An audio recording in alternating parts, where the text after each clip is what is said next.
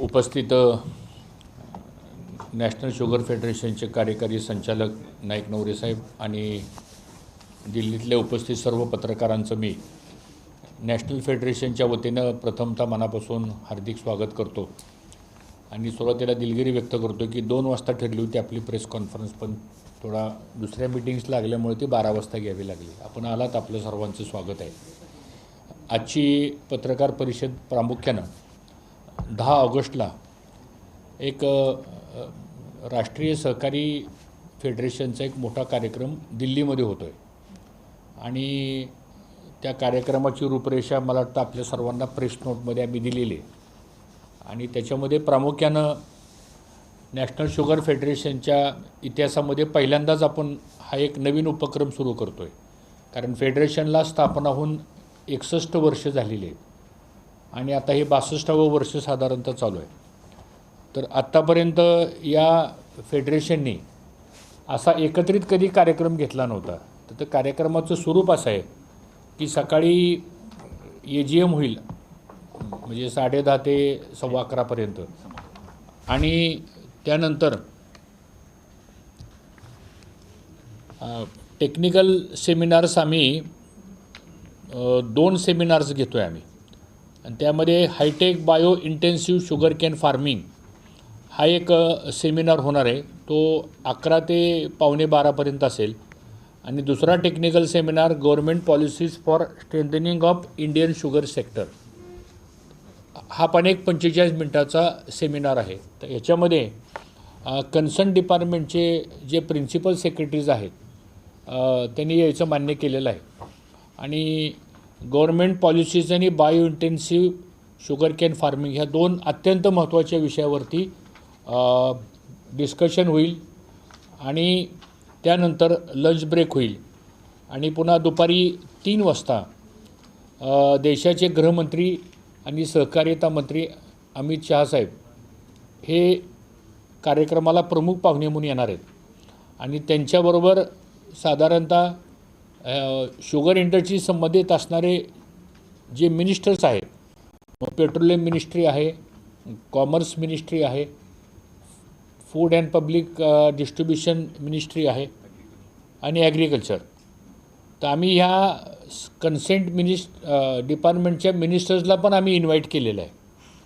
तर ते पण बहुतेक सगळेजण ह्या प्रोग्रामला येणार आहेत आणि मग तो दुपारी 3 ते 5:30 पर्यंतचा प्रोग्राम आहे आणि त्या प्रोग्रॅममध्ये आम्ही अवॉर्ड डिस्ट्रीब्युशन पण ठेवलेलं आहे की 22-23मध्ये देशामधल्या सहकारी साखर उद्योग कारखानदारीमध्ये ज्यांनी विविध क्षेत्रामध्ये उत्कृष्ट काम केलेलं आहे अशांना पुरस्कार आम्ही देणार आहोत आणि तो पुरस्कार वितरण समारंभ पण आहे आणि एकंदरीत साखर उद्योगाच्या समोरचे जे प्रश्न आहेत आणि जे इश्यूज आमचे गव्हर्नमेंट ऑफ इंडियाच्या स्तरावरती प्रलंबित आहेत ह्या प्रश्नावर पण सविस्तर चर्चा मला असं वाटतं त्या कार्यक्रमाच्या निमित्तानं होईल.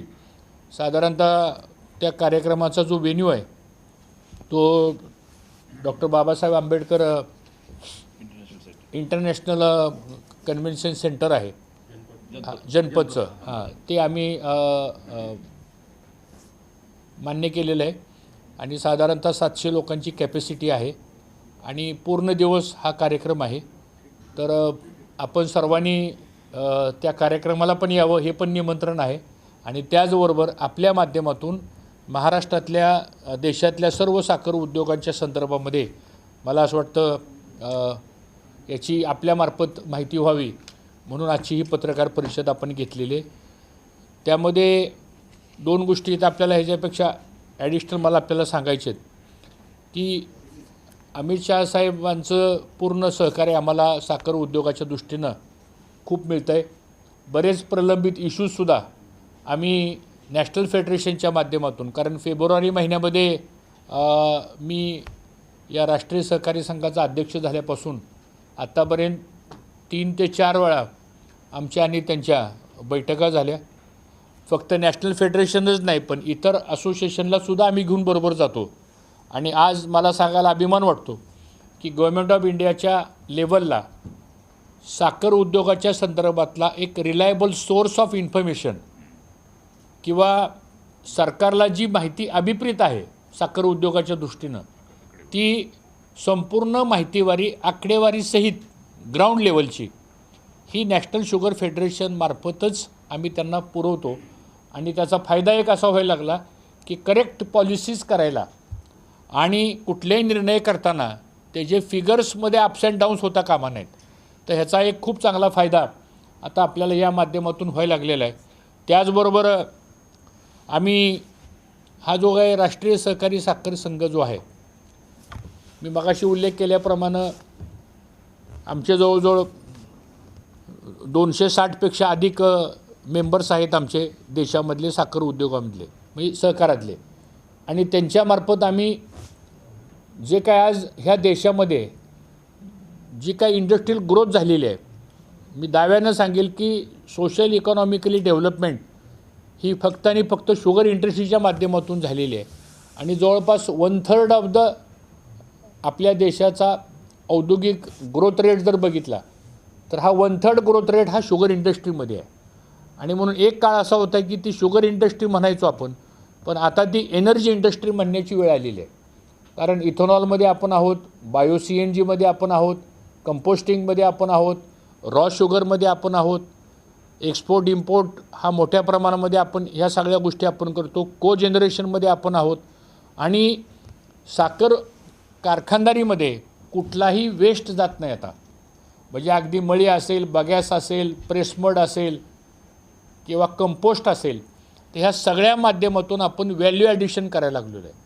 आणि मला असं वाटतं हे सगळं टेक्निकल नॉलेज देण्याचं काम, गव्हर्नमेंटच्या पॉलिसीज फ्रेम करण्याचं काम, यामध्ये जर पुढाकार कोणाचा असेल तर तो राष्ट्रीय सहकारी साखर संघाचा आहे. हे मला या ठिकाणी अभिमानानं सांगावंसं वाटतं. मी चेअरमन झाल्यानंतर एक फॉलोअप सेल आम्ही फेडरेशनमध्ये स्थापन केलेला आहे. हा पहिला प्रयोग केलेला आहे. आणि 2 ऑफिसर्स आम्ही ह्या कामासाठी डिप्यूट केलेले आहेत. ह्या 260 सहकारी साखर कारखान्यांचे दिल्लीमध्ये कारखान्यांचे काय प्रॉब्लेम्स असतील, त्यांचे काय इश्यूज पेंडिंग असतील किंवा साखर उद्योगाचे काय पॉलिसीज असतील, ह्याचा इत्थंभूत फॉलोअप करण्याचं काम हे ह्या सेलच्या मार्फत केलं जातं. आणि त्याला एक चांगला रिस्पॉन्स आता आम्हाला मिळालेला आहे. आमच्या अचिव्हमेंट्स जर बघितलं आपण तर इन्कम टॅक्समध्ये माफी मिळवून देण्यामध्ये आम्ही पुढाकार घेतला.